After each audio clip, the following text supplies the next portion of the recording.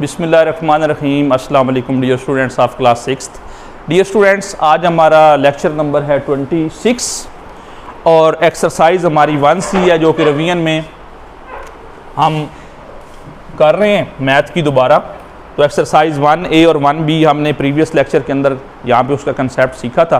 तो आज जो है हम एक्सरसाइज 1C कर रहे हैं जो कि वेन डायग्राम से रिलेटेड है। वेन डायग्राम डियर स्टूडेंट्स क्या होता है? Venn diagram is the pictorial representation of set. जब आप सेट्स को पिक्चर बना के रिप्रेजेंट करते हैं तो वो क्या कहलाती है? Venn diagram. वेन डायग्राम में हम ये हमारे पास एक्सरसाइज 1C में क्वेश्चन दिए गए, तो हम एक दो क्वेश्चन यहाँ पे करते हैं ताकि आपको उसका कंसेप्ट जो है वो रिवीजन के अंदर मज़ीद क्लियर हो जाए।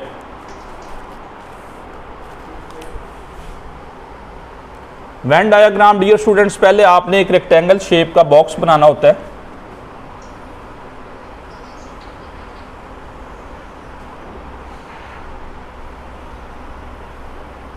स्क्वायर शेप का नहीं बनाना, आपने रेक्टेंगल शेप का बनाना। उसके बाद दो सर्कल आपने इसके अंदर ड्रा करने हैं। अब हमारे पास एक क्वेश्चन है, animal that eat plants and animals that eat meat. Exercise है हमारी 1C।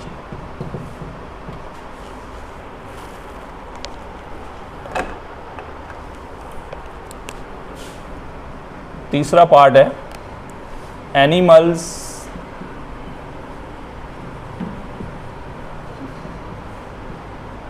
That eat plants and animals that eat meat. अब हमने वेन डायग्राम में इन एनिमल्स को जाहिर करना है, क्योंकि आपको पता है कि इनमें डिफरेंस है। ऐसे जानवर जो है वो जो चारा खाते हैं वो हमने राइट करने हैं, और ऐसे जानवर जो कि गोश्त खाते हैं। पहले हम वो लिखेंगे animals that eat plants. Plants कौन खाता है जी? हॉर्स। हर्बीवोर्स एनिमल्स जो हैं वो आपने लिखने हैं। हॉर्स है, उसके बाद शीप है, उसके बाद बफेलो है, काऊ है, गोट है। ये 5 एनिमल्स मैंने लिख लिए जी जो कि प्लांट्स खाते हैं। इसके बॉक्स के अंदर, इस स्क्वायर के अंदर, इस सर्कल के अंदर जो है अब मैं वो एनिमल्स राइट करूंगा जो कि कार्निवोर्स हैं, गोश्त खाते हैं। टाइगर है, लाइन है, कैट है, डॉग है, ठीक है, क्रोकोडाइल है,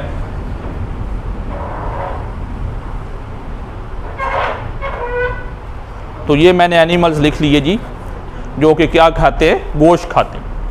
अब डियर स्टूडेंट्स, आपने इस सर्कल के बाहर यहाँ पे मैंने लिखा है कि वो एनिमल्स जो कि क्या खाते हैं? प्लांट्स। बाहर आपने वो लिख देने 2-3 एनिमल्स के नाम, जैसे लाइन है, टाइगर है, डॉग है, जो कि कार्निवोर्स हैं, गोश्त खाते हैं। मेन सर्कल के अंदर वो आ जाएंगे जो कि हर्बीवोर्स हैं, और सर्कल के बाहर वो आ जाएंगे जो कि कार्निवोर्स हैं। इधर आपने कौन से लिखे हैं? कार्निवोर्स सर्कल के अंदर, तो सर्कल के बाहर आप कौन से लिख देंगे? हर्बीवोर्स जो कि प्लांट्स खाते हैं। प्लांट्स कौन खाता है जी? काऊ, रैबिट, शीप, उसके बाद हॉर्स। तो ये मैंने रिप्रेजेंट कर दिया जी वेन डायग्राम के अंदर इस क्वेश्चन को। ये बड़ा आसान है, तो इसको आपने ईज़िली जो है क्या करना है? ड्रा करना है। और ड्रा करके इस तरह आपने पहले एक रेक्टेंगल शेप बनानी है, फिर उसके अंदर सर्कल्स, और ये सारा डाटा उसके अंदर आपने क्या कर लेना है? राइट करना है। उसके बाद एक क्वेश्चन है जी 5 cities in Sindh and 5 cities in Punjab. इसको भी आपने रिप्रेजेंट करना है वेन डायग्राम के अंदर कि 5 सिटीज़ आपने सिंध के लिखने हैं, 5 सिटीज़ जो हैं वो किसके लिखने हैं? पंजाब के लिखने हैं।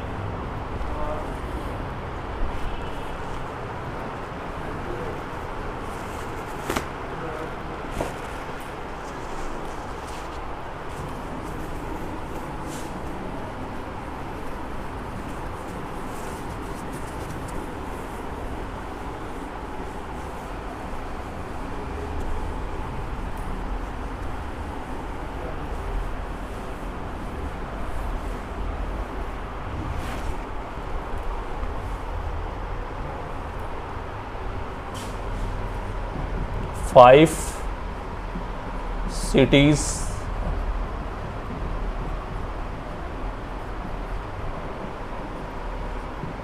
in Sindh and 5 cities in Punjab. पहले आप डायाग्राम बनाएंगे जी।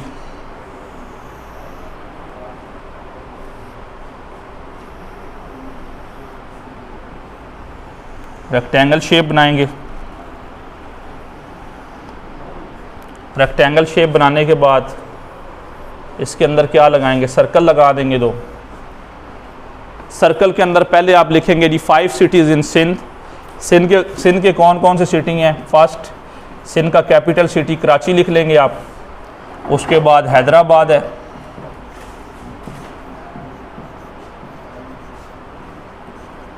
फिर लाड़काना,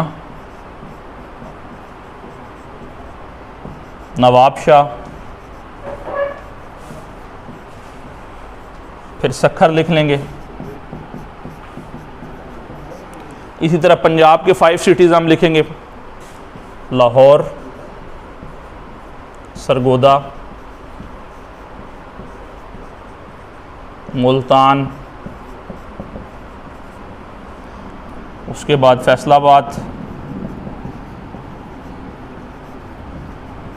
गुजरात, मैंने 5 शहर जो है वो पंजाब के लिख दिए। इधर मैंने 5 सिटीज़ जो हैं वो किसके लिख दिए? सिंध। अब इस सर्कल के बाहर आपने वो सिटीज़ लिखने हैं जो सिंध से रिलेटेड नहीं हैं। यहाँ पे क्योंकि हमने सारे सिटी सर्कल के अंदर जो है वो सिंध के लिखे हैं, तो इसके बाहर हमने वो सिटीज़ लिखने हैं जिनका ताल्लुक सिंध से नहीं है। आप खैबर पख्तूनख्वा के कोई शहर लिख दें, उसके बाद आप लिख सकते हैं पंजाब का लिख सकते हैं, बलूचिस्तान का लिख सकते हैं। जैसे कि मैं यहाँ बाहर लिख देता हूँ क्वेटा, उसके बाद है जी मुल्तान, रावलपिंडी,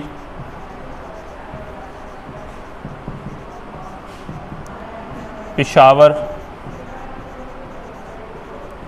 अब इधर हमने पंजाब के शहर लिखे हैं, तो इसके साथ हमने जो है दूसरे प्रोविंसेस के शहर लिखने हैं, पंजाब के नहीं लिखने।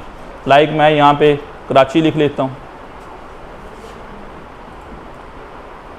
उसके बाद सिब्बी, सवात, नारान।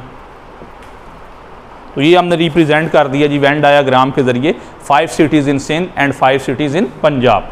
उसके बाद एक्सरसाइज 1D है, तो एक्सरसाइज 1D में सारी डेफिनेशंस के कंसेप्ट्स हैं जी जो आपके सेट्स के हवाले से हैं। जैसे एक फिनिट सेट है। फिनिट सेट क्या होता है? जिसमें नंबर ऑफ़ एलिमेंट्स जो होते हैं वो लिमिटेड होते हैं, आप उनको ईजिली क्या कर सकते हैं, काउंट कर सकते हैं। और इनफिनिट सेट के अंदर डियर स्टूडेंट्स क्या होता है? इनफिनिट सेट वो सेट होता है जिसके अंदर नंबर ऑफ़ एलिमेंट्स जो हैं वो अनलिमिटेड होते हैं। जैसे stars in the sky, drops of water in the ocean. Finite में जैसे वॉवल्स ऑफ इंग्लिश अल्फ़ाबेट्स हैं, स्टूडेंट्स इन अ क्लास, जिनको आप इजीली क्या कर सकते हैं, काउंट कर सकते हैं। उसके बाद यूनिट सेट। यूनिट सेट वो सेट होता है जिसके अंदर सिर्फ एक एलिमेंट होता है। उसके बाद एम्प्टी सेट है। एम्प्टी सेट डियर स्टूडेंट्स वो सेट है जिसके अंदर एलिमेंट्स होता ही नहीं है। Which do not have elements is called empty null और वाइड सेट। उसको फाई के सिंबल से हम क्या करते हैं, डिनोट करते हैं, जाहिर करते हैं। उसके बाद डिसजॉइंट सेट्स। डिसजॉइंट सेट्स वो सेट्स होते हैं जिनके अंदर कोई कॉमन एलिमेंट्स नहीं होते, मतलब डिफरेंट जो हैं वो एलिमेंट्स होते हैं दोनों सेट के अंदर। जैसे एक के अंदर ABC है, दूसरे के अंदर 1 2 3 आ जाएगा, तो उनमें कोई भी एलिमेंट्स जो है वो कॉमन नहीं है। ओवरलैपिंग सेट्स वो होते हैं जिनमें एटलीस्ट 1 एलिमेंट जो है वो क्या होता है, कॉमन होता है। उसके बाद इक्विवेलेंट सेट्स और इक्वल सेट्स में ये फ़र्क है। इक्विवेलेंट सेट्स में दोनों सेट्स के अंदर जो तादाद होती है वो क्या होती है, सेम होती है। जबकि इक्वल सेट्स में एलिमेंट्स जो हैं वो बिल्कुल सेम होते हैं, जो एक सेट के अंदर है वही दूसरे सेट के अंदर जो है वो एलिमेंट होगा। उसके बाद यूनिवर्सल सेट है। यूनिवर्सल सेट वो सेट्स है जिसकी अंडर कंसिडरेशन तमाम एलिमेंट्स आ जाते हैं। फॉर एग्जांपल एक सेट U दिया गया, उसके अंदर एलिमेंट्स हैं 0 से लेकर 9 तक, तो उसके नीचे जितने भी सेट आएंगे ए बी सी डी, उसके अंदर वो तमाम एलिमेंट्स पाए जाएंगे जो कि यूनिवर्सल सेट के अंदर क्या होंगे, मौजूद होंगे। तो एक्सरसाइज 1D इन डेफिनेशंस को, कंसेप्ट क्लियर करके आपने क्या करनी है, सॉल्व करनी है। आपने स्टेटमेंट पढ़ लेनी है, अगर उसके अंदर कोई एलिमेंट्स नहीं होगा तो उसका मतलब वो क्या है, एम्प्टी सेट है। अगर एलिमेंट्स की तादाद लिमिटेड है, आप इजीली उसको काउंट कर सकते हैं, तो वो क्या होगा, फिनिट सेट होगा। और अगर आप उसको काउंट नहीं कर सकते, वो अनलिमिटेड है, तो आप उसके सामने क्या लिखेंगे, इनफिनिट सेट लिखेंगे। इसी तरह क्वेश्चन नंबर 3 में आप देखें, उसमें बताया गया कि आपने चूज़ करने के इक्वल सेट्स कौन से हैं। तो आप दोनों सेट्स का कंपैरिजन करेंगे, अगर दोनों सेट्स के अंदर एलिमेंट्स बिल्कुल सेम है तो वो क्या होंगे, इक्वल होंगे। इसी तरह क्वेश्चन नंबर 4 में इक्विवेलेंट सेट्स का पूछा गया है, तो आप तादाद देखेंगे, अगर ए सेट के अंदर भी 12 एलिमेंट्स हैं, बी के अंदर भी 12 हैं, इसका मतलब है दोनों की तादाद क्या है, सेम है, तो इसका मतलब वो क्या होंगे, इक्विवेलेंट सेट्स होंगे। तो ये डियर स्टूडेंट्स सारा कंसेप्ट था एक्सरसाइज 1D के अंदर। आगे जो बाकी डेफिनेशन सबसेट, प्रॉपर सबसेट्स है, वो एक्सरसाइज 1E से रिलेटेड हैं, तो वो हमारा इंशाल्लाह नेक्स्ट लेक्चर के अंदर उनका कंसेप्ट जो है वो हम क्लियर करेंगे। तो इनकी आपने डेफिनेशंस भी लर्न करनी है, ये वेन डायाग्राम जो है वो इनकी भी आपने क्या करनी है, प्रैक्टिस करनी है, और डेफिनेशन के कंसेप्ट्स जो हैं वो अप्लाई करने हैं आपने एक्सरसाइज 1D के ऊपर। तो ओके डियर स्टूडेंट्स, अल्लाह हाफिज़।